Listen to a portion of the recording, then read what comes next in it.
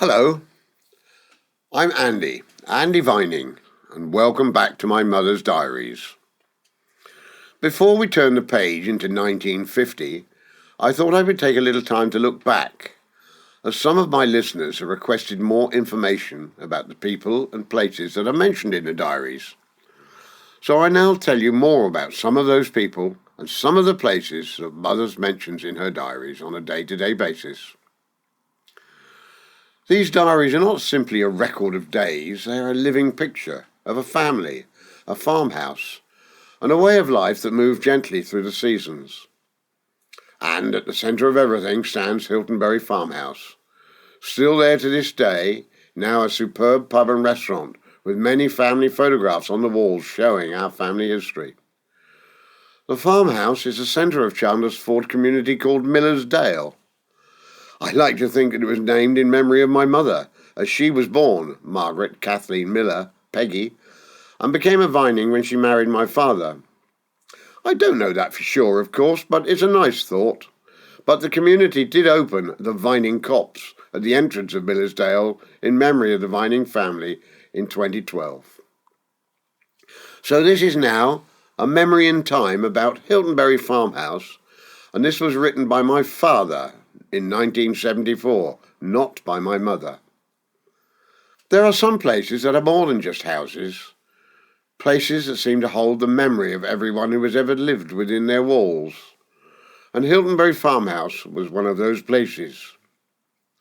Even now, when I think back, I can still see it as it stood, quietly set among the fields, a little apart from the world, as though it belonged more to the past than the present. No one ever seemed quite certain when it had first been built. There were no records, no dates carved into stone, only the house itself and the stories it seems to carry. It was always said that it had been built in two stages.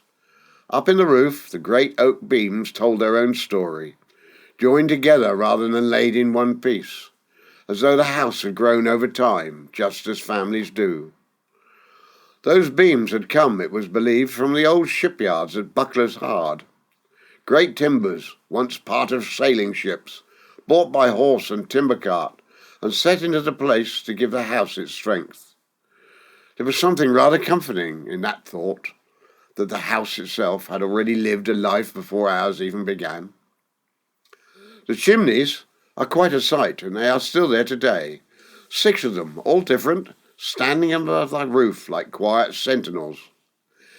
In each group of 3 chimneys, one was only for show, a dummy, while the others carried the smoke from the fires below. The plainest 3 belonged to the kitchen, which was in truth the heart of everything. The kitchen was not just a room, it was where life happened. The floor was laid with heavy flagstones worn smooth in places by years of footsteps. There was a great open fireplace, with a bread oven built into one side and a copper on the other for boiling water. And there, beside it all, stood the pump. Each day water had to be drawn up from the well, worked by hand into a concrete sink. It was simple how things were done back then when I was a boy. The rest of the house spread out around it. A large hall, a pantry lined with slate shelves, a dining room and a lounge, and below a cellar with red quarry tiles and a brick ceiling that always felt cool, even in summer. Upstairs there'd once been 6 bedrooms. Later, one became a bathroom, a small step forward in comfort. And there was also a room above the kitchen, tucked away slightly from the rest, which we called the old back stairs. But the house had its secrets. In 1928, when the roof began to leak badly, builders were brought in to repair it. To reach the roof, they had to cut through the ceiling above the stairs, and when the opening was made, it revealed only darkness beyond. So a lamp was fetched and a torch, and someone climbed up to look. What they found was quite unexpected. Hidden in the roof were 3 small rooms, each with its own door, its own floorboards, and even plastered ceilings. The plaster was marked with the black of candle smoke, as though they had once been lived in. Further along there was a staircase leading down towards the upper passage, but it had been bricked up. It gave one pause to think. Who'd lived there? Why had the rooms been hidden away? Some said they may have been used to conceal men in troubled times, perhaps during the Civil War. Others thought they had simply been servants' quarters, forgotten as the years passed. No one ever truly knew. From time to time the house would give up small pieces of its past. When a hole was dug near the path, a little tin was found buried in the ground. Inside were coins, old ones, worn with age, dating back to the late 1800s. It seemed such a small thing, but one could not help but wonder about the man who had lost them, and whether he had been forgiven when he returned home without his wages. On another occasion, when the pantry ceiling came down, which was not entirely unusual, as the house had a habit of doing such things, a silver crown was found among the dust, another small glimpse of lives long before our own. When we came to live here in the farmhouse in 1946, it felt as though very little had changed since those earlier days. We arrived as a family with 4 children and stepped into a way of life that belonged to another time. The first shock came quickly. The well water, which we all depended on, was declared unfit to use, and so for a whole year water was brought to us each day in churns, delivered when the lorry coming to collect the milk from the herd arrived, with 10 churns of water every morning. It is hard to imagine now, but at that time it was simply what had to be done. Electricity came much later, not until February the 14th, 1955, and nearly 9 years after we'd first moved in. I remember the day when it was switched on. Every light in the house was lit at once, as though we were making up for all those years without it. Friends gathered and we celebrated, marking the moment with bottles of champagne. It felt quite extraordinary. Even then the house held on to its old ways. The windows were iron-framed, filled with small diamond panes with bars across them and shutters to close out the night. They were beautiful, not easy to live, and the house itself stood quite alone. No other house nearby, just fields stretching away in every direction. There had once been a piggery attached to the side of the house, but when it fell away it revealed something rather surprising. The wall behind it was not solid at all, but made of lath and plaster, with bracken packed inside it. It seemed the house had always been built as much from what was available as from any grand design. And yet, for all its shortcomings, it was a home, a real one, filled with voices, with footsteps, with the everyday business of living. There were difficulties, of course.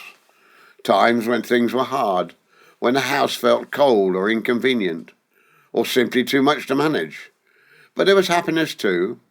Friends calling in, families gathered round the table, children growing up among the fields. It was a life that felt full, even in its simplicity. I can still see Hiltonbury Farmhouse as it was, standing quietly among the fields, holding its memories close, and carrying within its walls the echo of all the lives that passed through it. And at the heart of the house is my mother, Peggy, a farmer's wife, a mother, and the quiet voice behind these diaries. And as I've said before, she writes not of grand events, but of small, steady things that make up a life. Meals prepared, clothes mended, children cared for, and the endless balancing of home and farm. Alongside her is my father, who wrote that small article I've just read, Sidney John Vining, out in the fields, at sales in Winchester, meetings in Eastleigh, or watching Southampton football at the Dell and Hampshire cricket whenever he can. He was part of that constant movement between farm and village, between work and communities, to define life in these pages.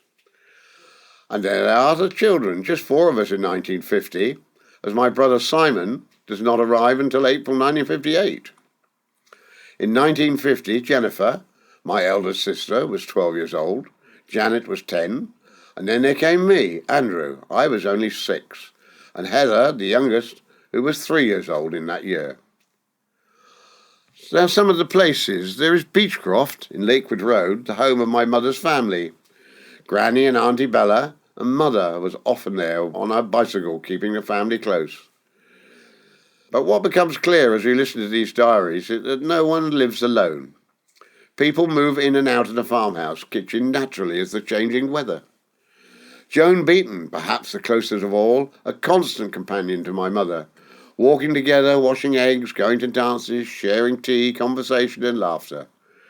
With her comes her husband Les, and they live next door to Tommy and Lorna Parker, who are all part of the social community that were all part of the Vining family and the Hiltonbury farm. Other close friends were Frank and Winnie Dean, who owned the shop Dean's on the Hursley Road, along with their two children, Julie and Roger. And then across the road from them, Peggy and Eric Inge, the dentist, who also lived down Hursley Road. They lived opposite St Boniface Church.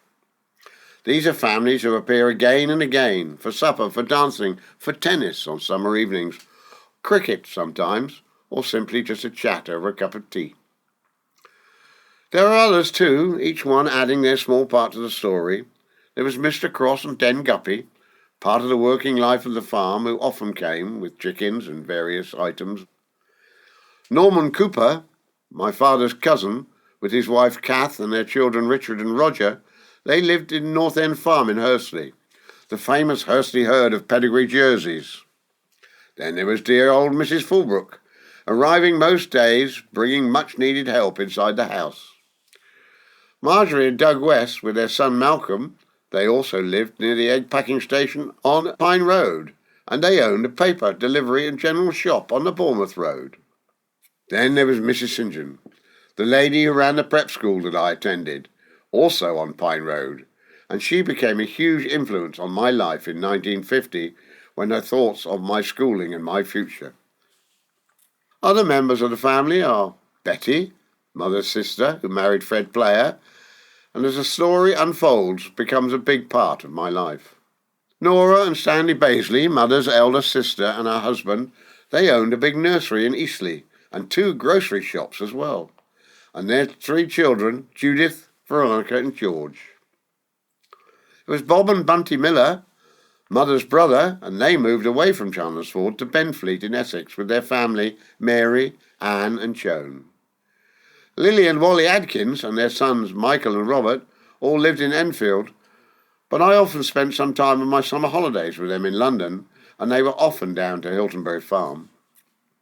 But then there are the animals, because this is not just a family story, it is a farm, a farming family. The mainstay of the farm, the cattle, and the start of the Hiltonbury herd of pedigree jerseys.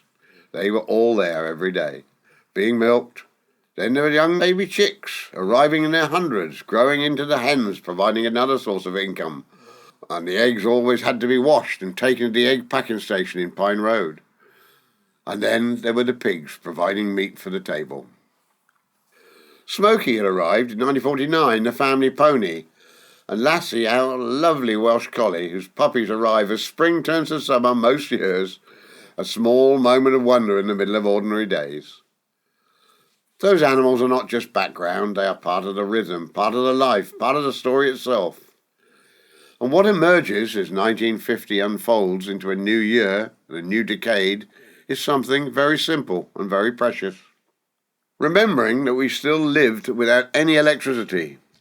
We now have running water to the house and proper toilets. But life was very different then, a life made up not of great events, but of small ones. Washing days, mending by the fire, children's parties, village dances, walking across the fields, visits to neighbours, and quiet evenings by the wireless. There is laughter, there is worry, there is loss, and there is joy.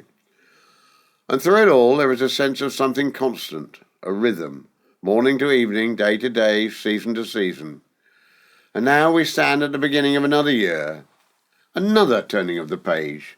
The farmhouse still stands, the fields still stretch around it, and the people we have come to know are still moving through their days.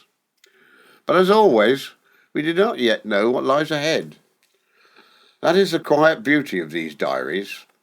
They are written without knowing the future, only living the present. So as we begin this new year together, I invite you once more into that world.